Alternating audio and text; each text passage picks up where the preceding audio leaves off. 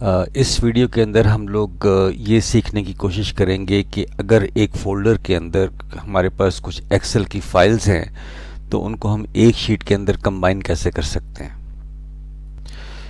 तो शुरू करते हैं। बहुत सिंपल है। हम क्या करेंगे, हम डेटा टैब को क्लिक करेंगे और उसके एक्सट्रीम लेफ्ट पर हमारे पास गेट एंड ट्रांसफॉर्म का जो ग्रुप है, इसमें हमें हमारे पास है गेट डेटा को क्लिक करें। हमारे पास जो ऑप्शन आएंगी उसके अंदर फ्रॉम फाइल ऑप्शन को सिलेक्ट करेंगे और इसके अंदर जो सब मेन्यू खुलेगा इसके अंदर हमारे पास है फ्रॉम फोल्डर को हम लोग क्लिक करते हैं। फ्रॉम फोल्डर को क्लिक किया और इसने हमसे मांगा कि हमारे पास जो फोल्डर है वो कौन सा फोल्डर है, तो मेरे पास ये फ्रॉम फोल्डर है। इसे मैंने क्लिक किया और इसको मैंने ओपन कर दिया। अब ये थोड़ी देर एक कनेक्शन क्रिएट करेगा इस फोल्डर के साथ और ये मेरे पास ये फोल्डर का कनेक्शन क्रिएट हो गया। तो यहाँ पर देखें डेस्कटॉप पे फ्रॉम फोल्डर पड़ा हुआ है। अब इसके नीचे यहाँ पर आए तो यहाँ पर देखें लिखा होगा ट्रांसफॉर्म डेटा को आप क्लिक करते हैं। जैसे आपने ट्रांसफॉर्म डेटा को क्लिक किया, ये हमें पावर क्वेरी का जो एडिटर है वो खोल देगा और इसके अंदर जो इस फोल्डर से रिलेटेड इन्फॉर्मेशन होगी वो हमारे पास यहाँ पर आ जाएगी।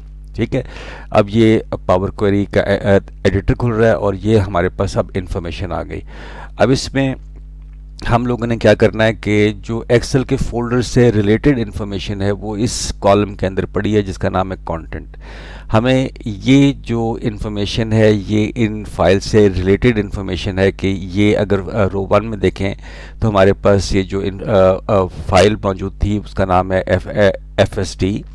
ठीक है, और इसकी एक्सटेंशन ये थी, ये किस डेट को क्रिएट हुई एक्सेट्रा, ये सारी इन्फॉर्मेशन यहाँ पर है जो कि अभी हमें नहीं चाहिए।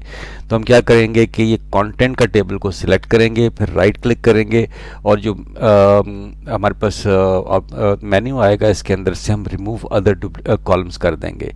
तो रिमूव अदर कॉलम्स करने से ये सारे कॉलम्स डिलीट हो जाएंगे और जो रिक्वायर्ड कॉलम है वो हमारे पास यहाँ पर आ जाएगा। अब हम क्या करेंगे, अब हम एक जो कॉलम है वो ऐड करेंगे। यहाँ पर देखें ऐड कॉलम्स का हमारे पास फोल्डर है, ये ऑप्शन है, टैब है, इसे क्लिक किया। इसको क्लिक करने के बाद यहाँ पर जनरल के ग्रुप में हमारे पास ये कस्टम कॉलम आ गया। कस्टम कॉलम को क्लिक किया तो कस्टम कॉलम को क्लिक करने के बाद ये हमसे कहेगा कि जो आपने कस्टम कॉलम बनाना है उसकी जो डेफिनेशन है वो क्या है। ये देखें कस्टम कॉलम का डायलॉग बॉक्स मेरे पास आ गया। न्यू कॉलम नेम अगर मैं कोई रखना चाहूँ तो मैं रख सकता हूँ, लेकिन फ़िलहाल इसकी ज़रूरत नहीं है। अब इस जगह पे मैं यहाँ पर इसकी डेफिनेशन दे रहा हूँ। तो यहाँ पर मैं एक जो फंक्शन है एक्सेल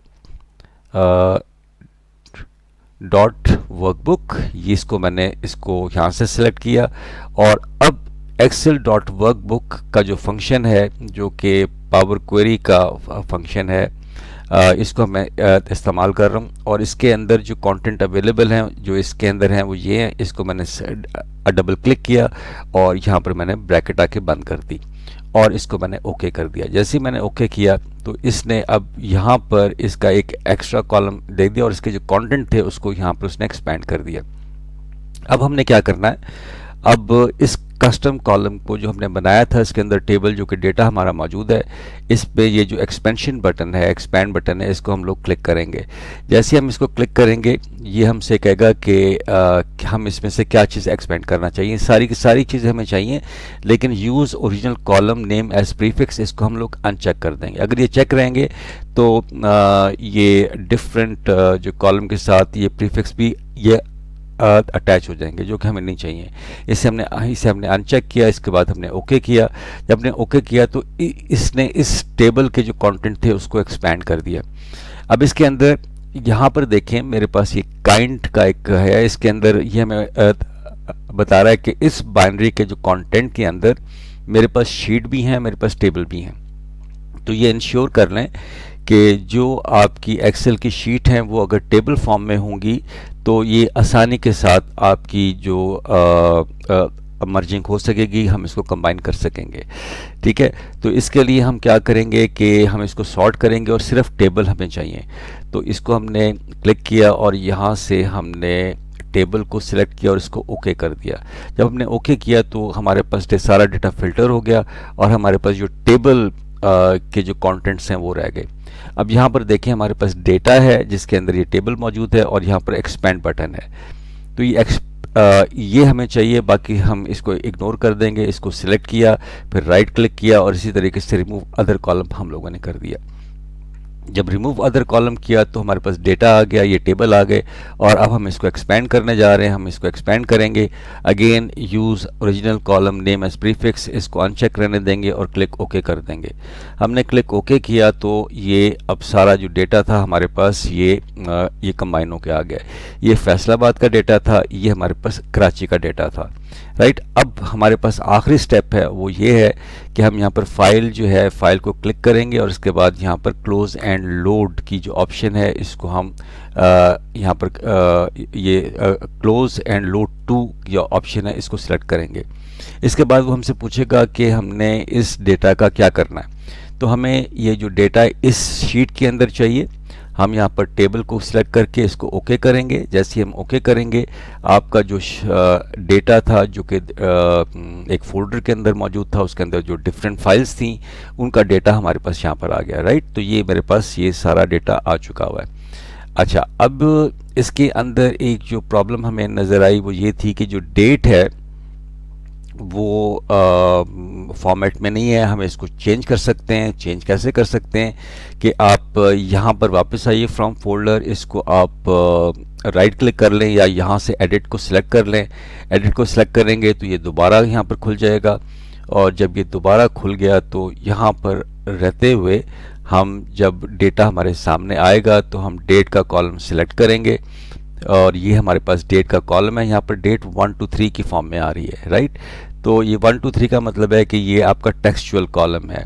ये भी देखें, अगर आप मंथ को देखते हैं तो ये 1 to 3 है। हमें ये फ़िलहाल ऐसे ही रहने दें। हमने इसको राइट क्लिक किया और यहाँ पर देखें है कि चेंज टाइप। तो चेंज टाइप मुझे करना है, मुझे डेट पे जाना है और इसके बाद आपका जो डेट है वो चेंज हो गई। यहाँ पर देखें आपके पास डेट आ चुका हुआ है। अब आप सिर्फ क्या करेंगे, क्लोज एंड लोड कर लेंगे। क्लोज एंड लोड करेंगे तो वापस हमारे पास ये आ जाएगा और ये हमारा जो डेट है वो भी आपकी उस फॉर्मेट में आ गई। अच्छा, अब इसका फ़ायदा ये है कि अगर मैं एक और फाइल जो कि मैं फोल्डर में डालता हूँ, ठीक है, मैंने एक फाइल अब मैं एक फोल्डर में डालूंगा जो कि इसी स्ट्रक्चर को की होगी, इसी फॉर्मेट की होगी, उसका डेटा भी ऑटोमेटिकली यहाँ पर आएगा। ये कैसे आएगा मैं अभी आपको दिखाता हूँ।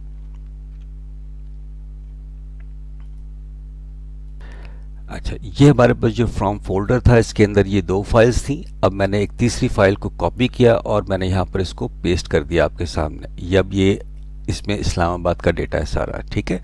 अब मैं इसको क्या करूँगा, मैं वापस एक्सेल पे जाऊंगा और अब मुझे सिर्फ क्या करना है, तो मुझे ये यहाँ पर एक्सटर्नल टेबल डेटा के अंदर रिफ़्रेश का बटन आपको मिलेगा।